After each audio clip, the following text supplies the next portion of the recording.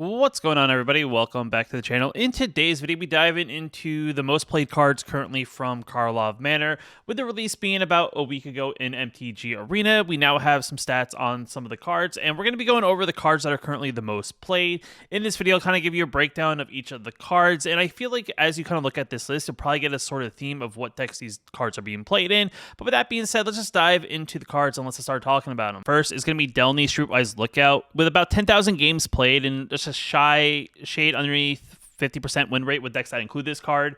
This is an interesting card overall. It's a 3-mana 2/2, makes our creatures of power 2 or less not be able to be blocked by creatures with power 3 or greater. And then if the ability of a creature we control with power 2 or less triggers, that ability triggers additional time. This is like a unique card that you have to kind of build around. Currently, the decks that run this card in the meta are going to be the Orzhov Life Gain decks, just because this will help you utilize additional triggers of cards that will give you life every time a creature comes into the battlefield.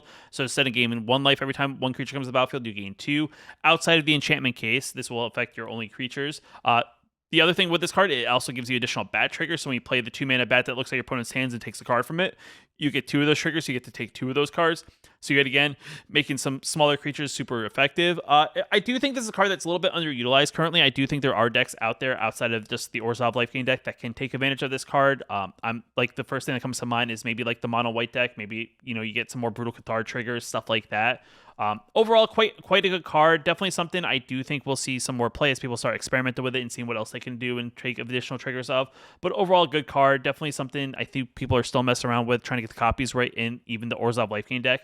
But if you're looking out for a card that could be quite good down the road, this is definitely something that I do think you want to keep your eye on. After that, we move on to a 1-mana, 1/1 common card, Rubblebelt Maverick. This is a card that's currently played in the Roots deck. This is a card that's been played in roughly about 12,000 games, 42.9% win rate roughly in the meta of the decks that do play this. This is a card that I would say is specifically in the Root deck just because it's a 1-mana, 1/1. ETBs just avail 2, so you're kind of trying to slowly fill up your graveyard with things. And also has an effect to kind of take it out of the graveyard, which then triggers the Roots. Overall card that, like I said, it's really only played in that deck. I don't think this card's really played anywhere else unless you're going like super budget like mono green and you're just looking for ways to pump your creatures up a little bit more effectively with creatures. But nonetheless, it's definitely a unique card. Definitely something, like I said, it's on this list probably because of the Roots deck. But overall, not a bad card, I would say, if you are someone who's trying to do some sort of graveyard strategy style deck. After that, we now move on to the Roots. This is the card that I think a lot of people were excited about, definitely messing around with. I've already made myself a list with this card, roughly coming in at 14,000 games played with this card. About 42.9% win rate, just like the Maverick. I do think this is a card that will probably see a lot of play just because I think a lot of people like this card in general. Whether or not it wins a lot, that's up to you. But the idea here is it gives creatures that we control the ability to tap for 1 mana of any color, and the secondary effect of whenever one more creature cards would leave our graveyard, we create a 0/1 green plant creature token and then put a +1/+1 counter on each plant you control.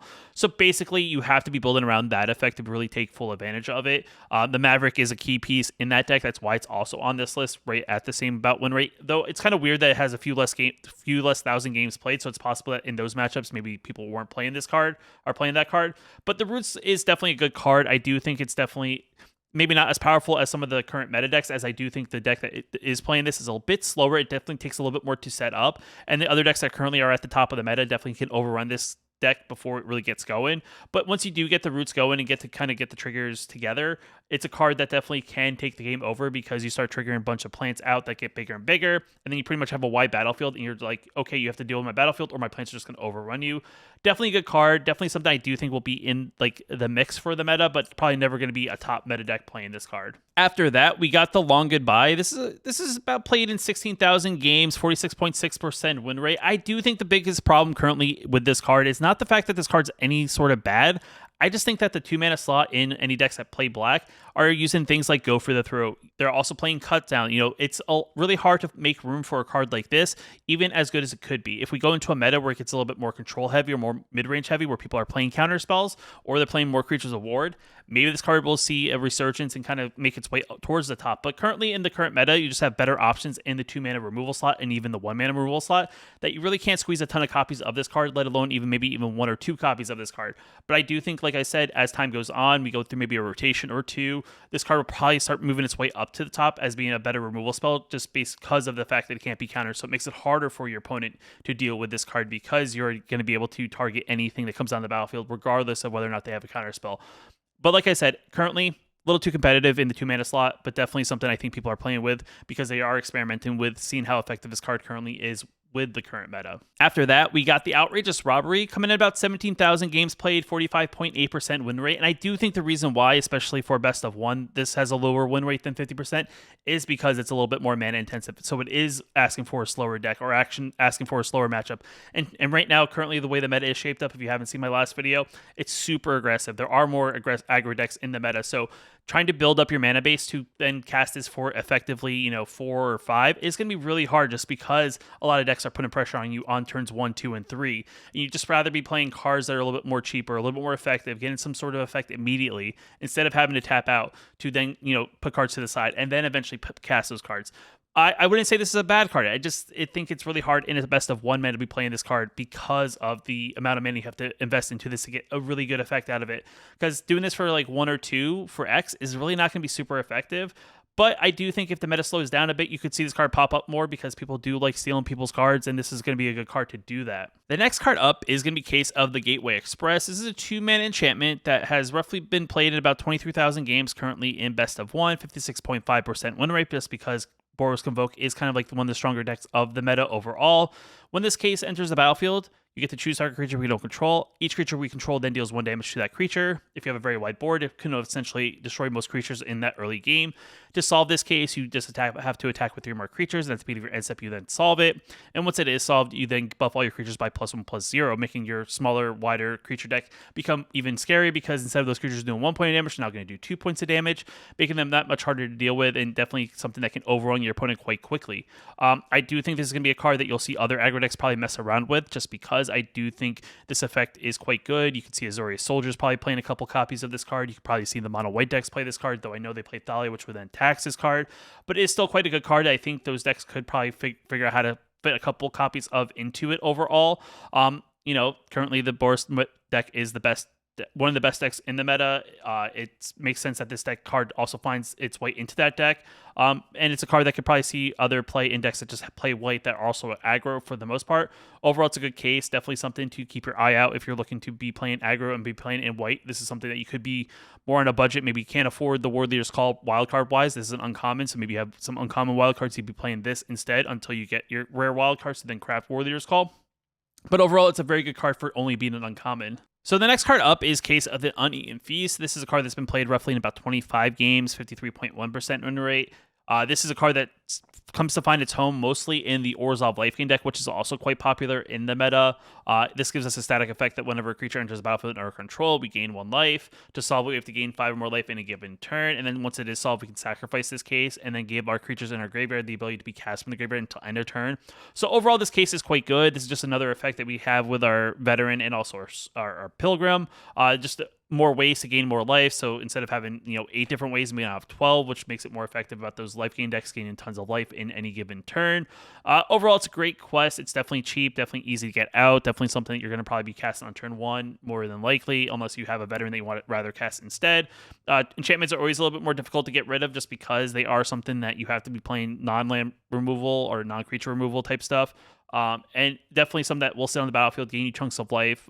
Overall, quite a good card. And if the Orzhov Life Gain deck stays quite popular and quite prominent in the meta, it's definitely a card that we'll see more and more play as the meta develops even further. And the next card up on this list is going to be Deadly Cover-Up, coming in at roughly 27,000 games played, 46.3% win rate. But that's just because the best of one meta is currently really aggressive, so it's really hard to kind of effectively win a lot when you do playing slower cards like this. But this card is quite good if you're able to take full advantage of it. If you collect the evidence, you get to, besides destroying all creatures, you get to exile a card from an opponent's graveyard, then search their graveyard, hand, and library for any cards with that name, and exile them from the rest of the game. And then if that was in their hand, they could draw cards to replace the card you removed. But overall, this is going to be quite good. I do think you want to keep in mind of how am I going to get 6 converted mana costs in my graveyard before I cast this spell. It is quite hard, especially in a very aggro matchup, just because it is something that you have to either have a ton of spot removal, you have to either drop a big creature into your graveyard that has, converted mana cost 6 or greater. But nonetheless, if you are able to get that, you definitely can take their strategy out of the game for the most part. Can be quite good. Definitely something I would keep an eye on, especially if you're looking to be playing a bit more of the control matchup. This is definitely something I'm building a deck currently around of, so be on the lookout for a deck. My next video when I do include this card in that deck. But overall, it's a cool card. I would, like I said, keep an eye on this card. Definitely going to be a good mono black board wipe style card going forward in the meta. And the next card up is going to be No More Lies. This is a card that's been roughly played in about 31,000 games, 54.3% win rate in the decks that do play this card. This is probably the best 2-mana counter spell currently in Standard. It being a card that is a blue and a white, you have to be playing those colors to really take full effect of it. But it counters any spell unless its controller pays 3. Instead of that card going to the graveyard, it gets exiled instead. Overall, making this probably like the #1 card most Azorius control decks are going to be playing, just because Make Disappear is a little clunkier because you have to have a token to really make your opponent pay 4 instead of 2 for the counter spell. So this is a little bit better.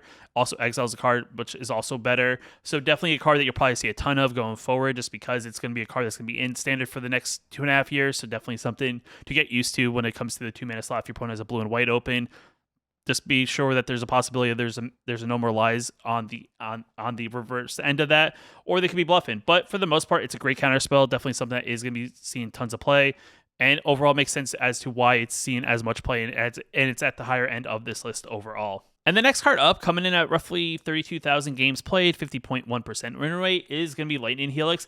I really like Lightning Helix. It's definitely an iconic card in Magic's history. It's definitely a card that's cool that they went ahead and reprinted it. And I do think it's quite good. I don't really know in the current meta how good it is, just because the only deck that's really running white and red is the Convoke deck, and I don't think they really have room for a card like Lightning Helix. But if they didn't have some of the cards they had, I'm sure they'd probably find room to how they could fit this card into that deck. This is probably be a card that we'll see a ton of play in Standard, whether it's best of 1, best of 3. I do think this is going to be a strong card regardless. The idea of being able to deal 3 damage to any target and also be able to gain 3 life is, to me, quite good. You can do 3 damage to your opponent's face, you could gain 3 life in the process, do it to a creature, so on and so forth. Overall, making this card quite effective and very good for only 2 mana. It's kind of like Lightning Strike, but a little bit better with a little bit more upside, though you have to be playing these 2 colors really to use it effectively. It's a great card to be playing if you're playing maybe like Jeskai Control, just because it's another good spot removal spell in that early game. Maybe they have a lot of mana. Being able to gain chunks of life is always a good thing. At instant speed makes it even better. And the second to last card on this list is Novice Inspector, coming in at 56,000 games played, 55.7% win rate with this card.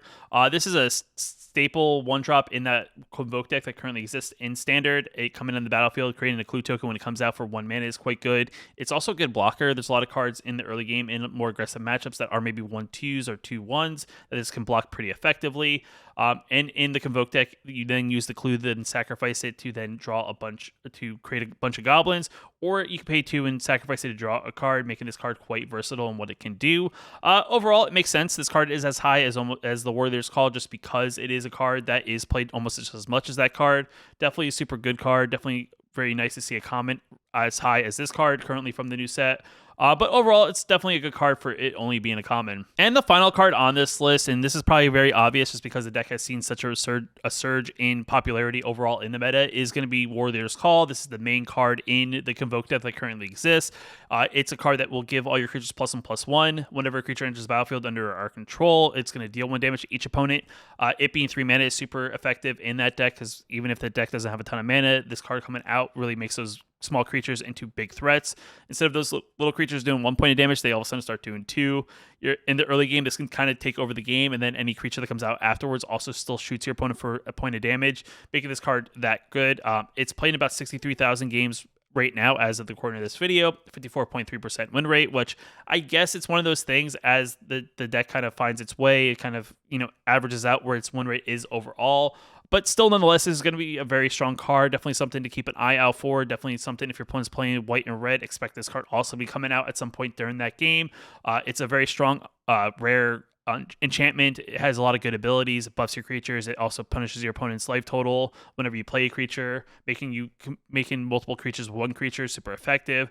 Overall, great card. Definitely a very strong card. Definitely something to keep your eye out for, like I said, in the Standard meta, and see how this deck performs as we develop further and further, and seeing if people can find strategies on how to beat the decks that play this card. With that being said, I would say this top played card list from the new set is quite interesting. You see a lot of pieces at the top end of the list being for the Convoke deck, which has seen a ton of popularity over the past couple weeks since the set released. As you see, it has 3 cards just in this list from the new set. You have the control decks kind of seeing some resurgence here. You have No More Lies being one of the key pieces here. Lightning Helix is probably another piece that some of the control decks play, or some other Boros decks that aren't the typical Convoke deck are playing as well.